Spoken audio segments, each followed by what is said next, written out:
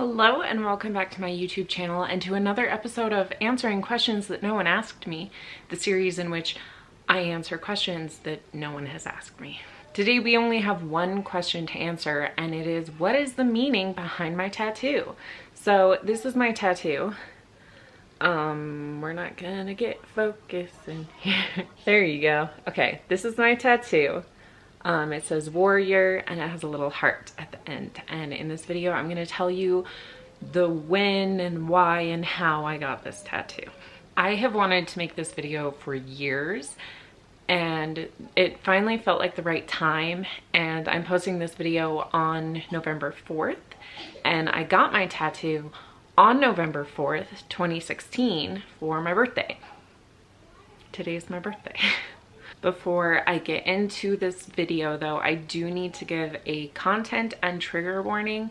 This story does talk about depression, self-harm, miscarriage, stillbirth, and postpartum depression. I will not be going into too much detail about any specific topic, but if any of those things are triggering for you, then this might not be the video for you, and please feel free to click away and just take care of yourself.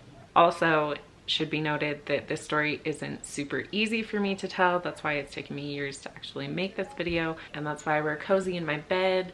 I got a stuffed animal. I'm wearing my favorite cozy sweatshirt. And I'm very likely to cry in this video. So if you're new to my channel, just know that I don't normally cry in my videos. All right, with content warnings out of the way, let's get into this video. So there is a song by Demi Lovato called Warrior, which is what my tattoo is based off of.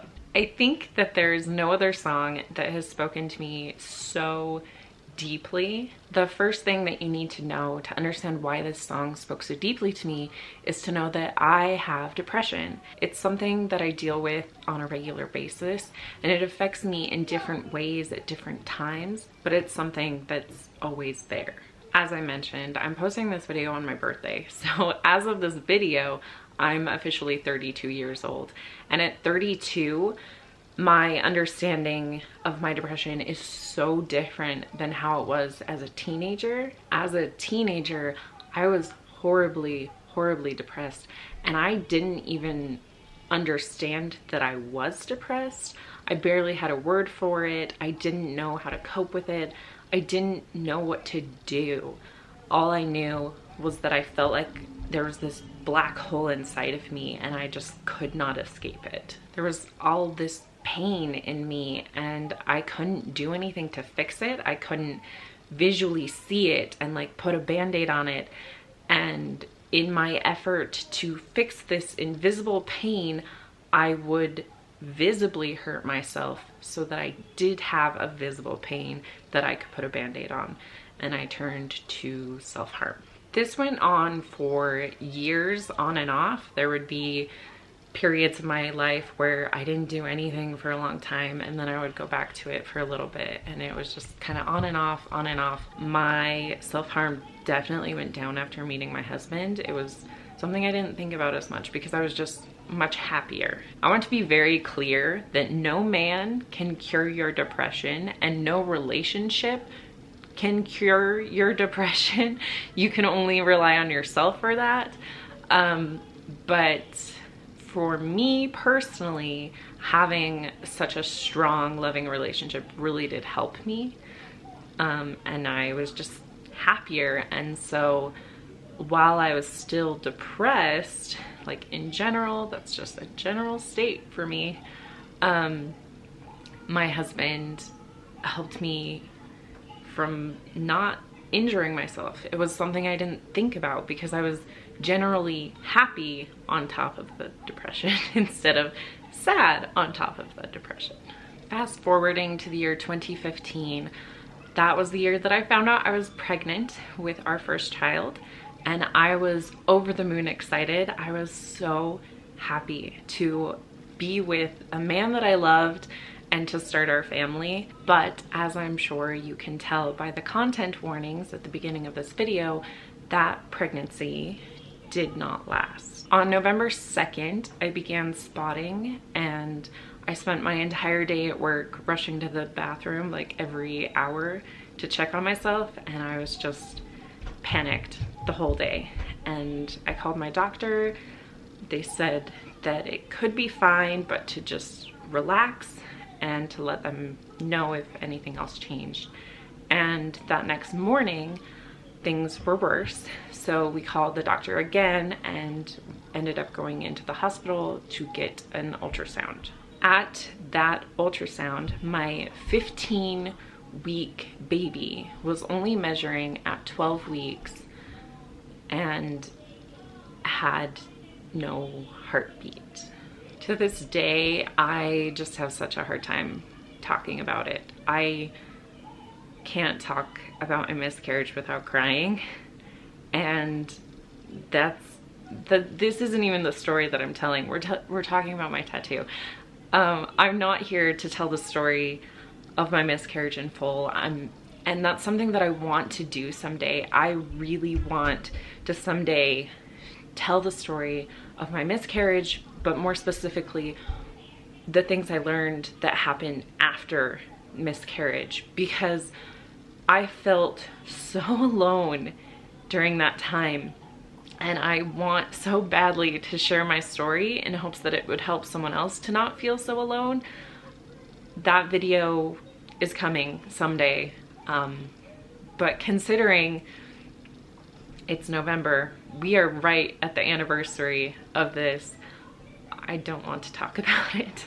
All that you really need to know about my miscarriage for this story is that on November 4th, 2015, on my 25th birthday, I went into the hospital to get surgery, and I officially said goodbye to my first child. This toothless was actually the birthday gift that my husband got for me on the birthday that I ended up miscarrying. And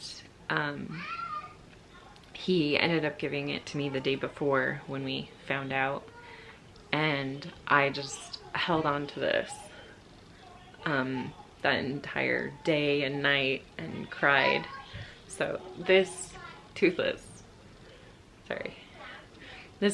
means so much to me. The months that followed were the worst of my entire life. I've never felt depression like that before. I cried every single day without fail. And I cried everywhere. I cried at my desk so often, and there's this one guy at work who had been through this before, and I feel like I never truly thanked him. But he was always there handing me tissues, and we had a work IM chat, and he would always send me funny gifts whenever he saw me crying. So Tony, if you see this video, thank you. I don't think I ever thanked you, but that meant so much to me. So on top of my own personal tragedy, that July we were hit with a family tragedy, and my nephew was stillborn.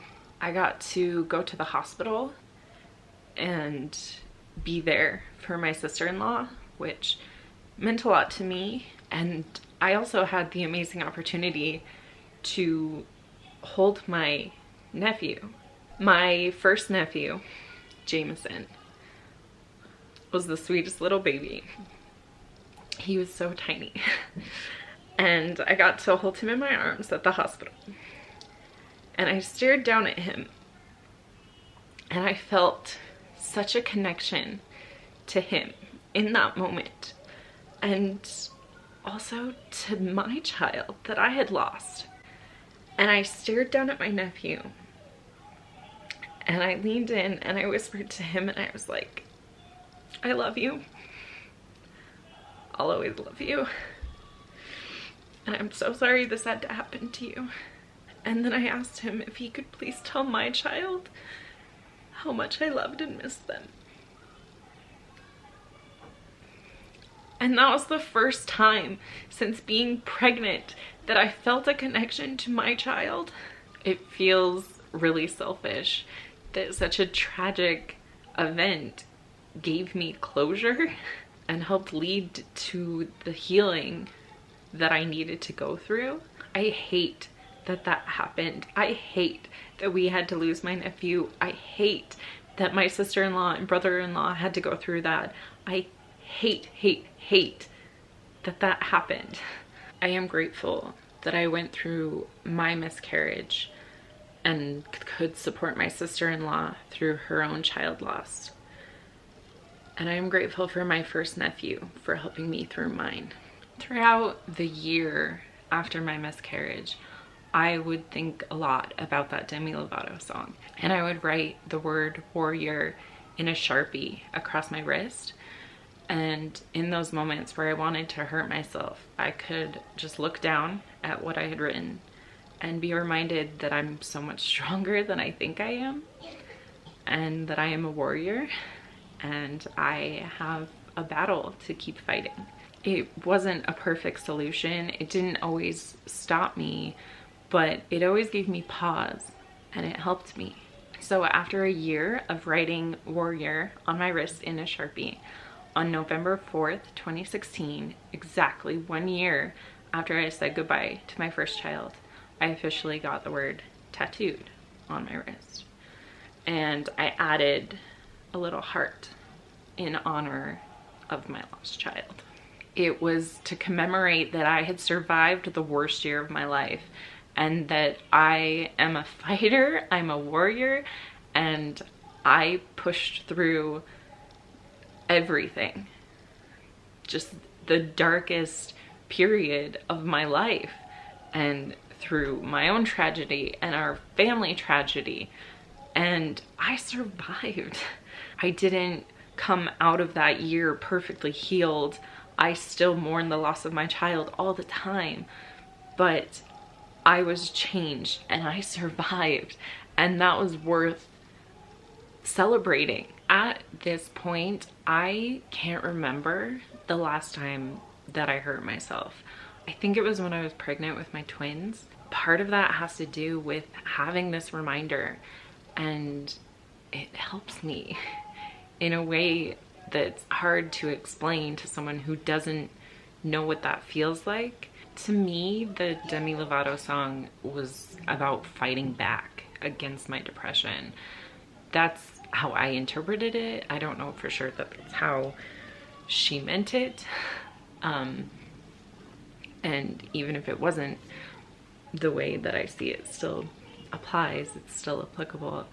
But, you know, it's about having scars. It's about fighting for your life. The song to me is about building up your armor and getting stronger and stronger every day to fight against what's bringing you down. And for me, that was depression.